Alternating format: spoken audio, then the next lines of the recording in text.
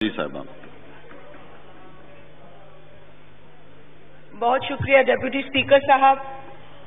Deputy speaker साहब, यहाँ पर सप्लीमेंट्री बजट पर बात हो रही है और मुझसे कबल तमाम फाजिल अरकान ने ये बयान किया कि ये वो खर्चा है जो पिछले जो हमसे बजट अप्रूव कराया गया इस असेंबली से उसके बाद किया गया, और यकीनन आइन इसकी इजाज़त देता है। आर्टिकल 84 में ये तमाम चीज़ एक्सप्लेन्ड है।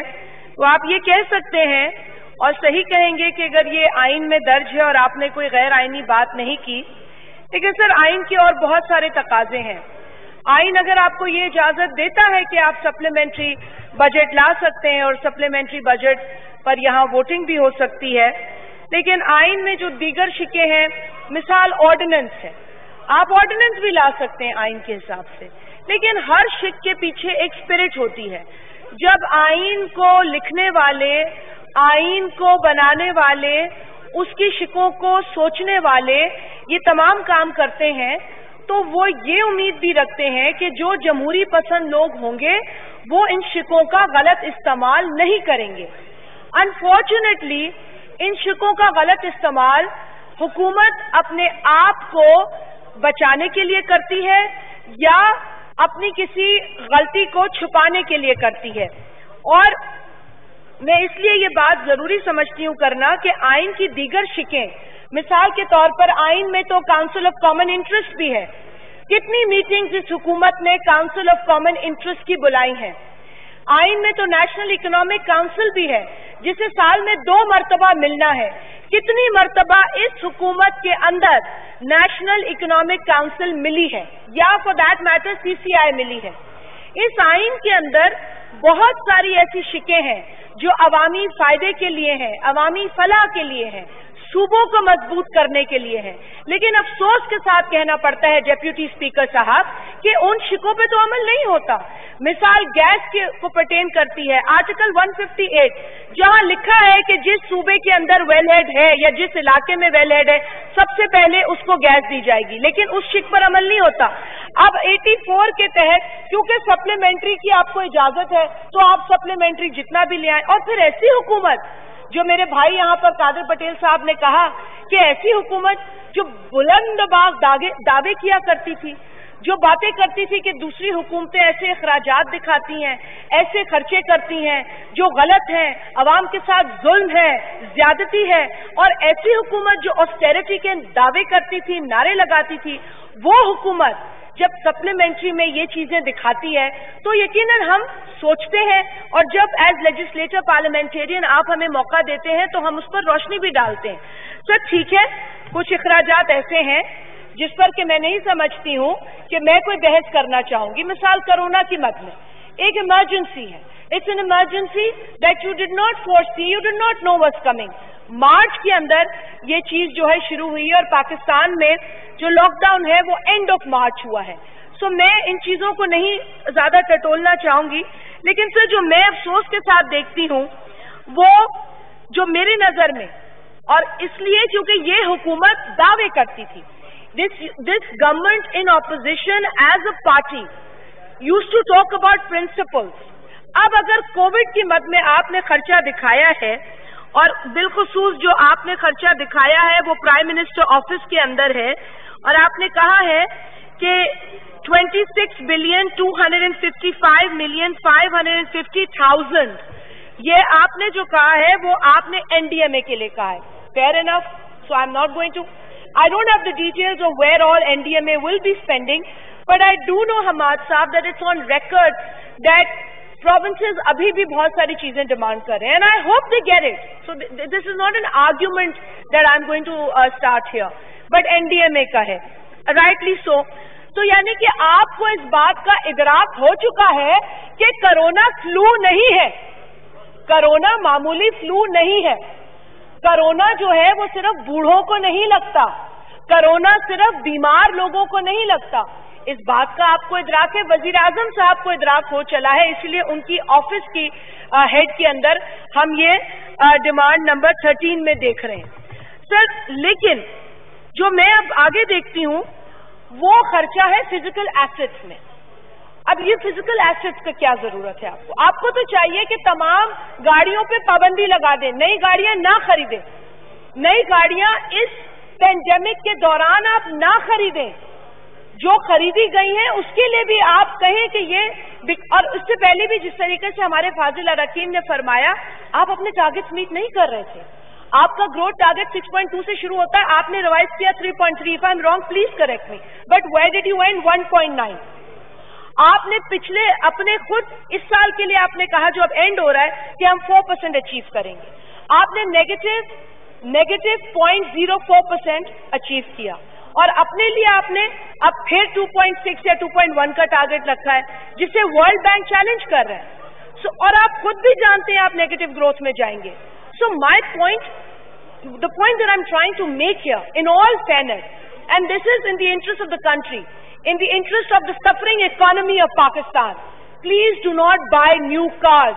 This is not the time to increase your physical assets. This is the time to save. This is the time to prioritize your spending for a pandemic about which you have no knowledge in terms of when it's going to end. When the vaccine is going to be established or tested or approved and marketed. آپ کو نہیں پتا, مجھے نہیں پتا, میں یہ دعویٰ نہیں کرتی. میں صرف یہ کہتی ہوں پینڈیمک کے بارے میں بھی کہ please learn from good experiences. آپ بار بار اسمارٹ لاک ڈاؤن بات کرتے ہیں اور پھر آپ تانا دیتے ہیں اپوزیشن کو کہ آپ لاک ڈاؤن کی بات کرتے ہیں. میرے بھائی, ہم لاک ڈاؤن کی بات نہیں کرتے. The world is talking about it. You know what the world is now talking about? After the lockdown, smart opening. So smart lockdown, again, you have your own examples, but unfortunately, آپ کی جو practice ہوگی اس سے میری welfare جڑی ہے, میرے کنسٹیٹوئنٹس کی ویلفیئر جڑی ہے, میرے صوبے کی ویلفیئر جڑی ہے, میری فیملی کی ویلفیئر جڑی ہے. And that is why I take the pain of repeating these things. I don't want to repeat these things. I've probably spoken half a dozen times on pandemic and how to address it. میں Italy کی کل ہی ایک documentary دیکھ رہی تھی سر, and they were talking about how from not a very effective policy they went to an effective one, a strict lockdown. They did suffer. Undoubtedly, economies have suffered. But an economy that suffers and revives, saving lives, will come back on track.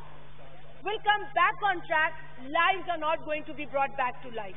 So sir, یہ بہت important یہاں پر بات ہے. Physical assets میں sir demand number 43 economic affairs division میں physical assets کی مد میں انہوں نے 33,140,000 خرچ کیا. اس کے بعد سر فزیکل ایسٹس پھر دیکھ لیں, ایف بی آر کے فزیکل ایسٹس دیکھ لیں 48,907,000 ہے. اس کی ریپیئر مینٹیننس میں ہی 22 ملین کی رقم دکھائی جا رہی ہے, اس سے زیادہ کی. سو مائی پوائنٹ از کہ اگر پینڈیمک ہے تو یہ خرچے اب نہیں ہمیں نظر آئے.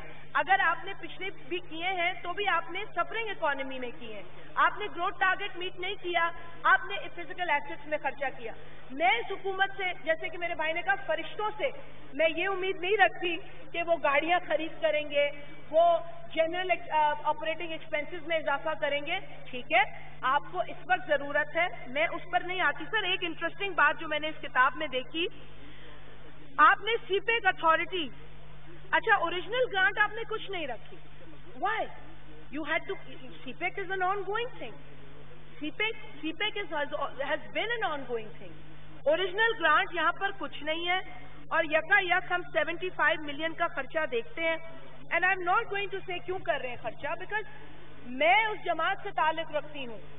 پریزیڈنٹ آصف علی زرداری صاحب, I gave that man the credit to ensure کہ چائنا سے ہمارے مراسم مضبوط سے مضبوط ترین ہو. انہوں نے یہ فاؤنڈیشن لے کی جس کی وجہ سے سی پیک عمل میں آیا اور سی پیک کے منصوبے بنے. سو میں بہت بڑی ایڈوکیٹ ہوں سی پیک کی خود, لیکن at the same time how are you protecting the interest of your people in a suffering economy if you are not realistic about spending? آپ سی پیک میں زیرو دکھاتے ہیں اور پھر 75 ملین خرچ کر کے آتے ہیں کہ جی آپ ہمیں پاس کر دیں, آرٹیکل 84 میں لکھا ہے آپ نے پاس کرنا ہے. بھائی یہ آرٹیکلز ہیں ضرور, but this does not mean کہ ہم اس کو استعمال اور ابیوز کریں گے. We cannot abuse the articles of the Constitution. Our estimates have to be realistic. Our planning has to be realistic. ایک مثال میں اور دوں گی سر پلاننگ کے حوالے سے. پلاننگ کی ایک اور مثال ہے جو میں شیئر کروں گی آپ سے.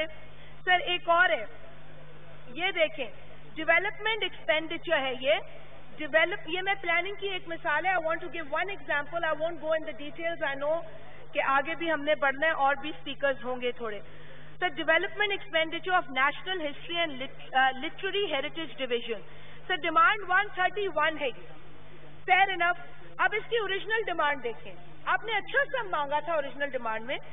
دس از 128,016,000.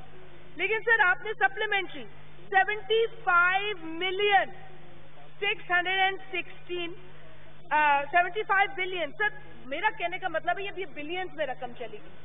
مائی point here is the point that I'm trying to make.